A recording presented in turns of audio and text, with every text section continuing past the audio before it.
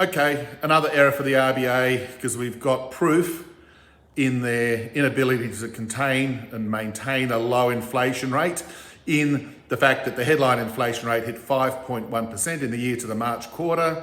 The trimmed mean, which takes out some of these volatile items that we keep hearing about, still rose by 3.7% in the year to the March quarter, way above the midpoint of the 2 to 3 target range. And next quarter, just by the way, when we get a 0.5 dropping out of the year-on-year run rate, we're going to be seeing almost certainly the trimmed mean annual increase above 4%. So the RBA has got a lot of catch up to do. Other central banks around the world, or most of them, have already started their hiking cycle, some of them quite aggressively, and they're having some sort of effect on cooling their economies down. Early days yet, of course, but the RBA has been sitting here, and I don't know what they've been waiting for. They've sort of made up an excuse that it's supply chain problems, they're waiting for wages.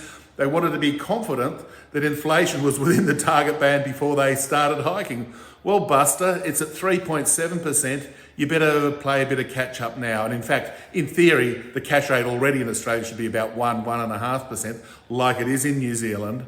But nonetheless, they've got to start applying the medicine to the Australian economy in the form of rate hikes to get inflation starting to come back under control and within the target range. So, next week they meet, should be a 40 basis point rate hike at a bare minimum, with a signal of much more to come. So we've got this scenario now where the money markets are pricing in, well, around 3 percentage points of rate hikes over the next 12 to 18 months.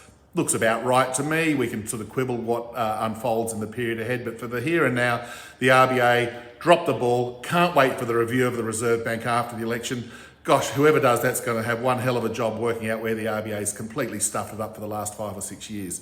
And proof's in the pudding. The inflation target, they've missed it again.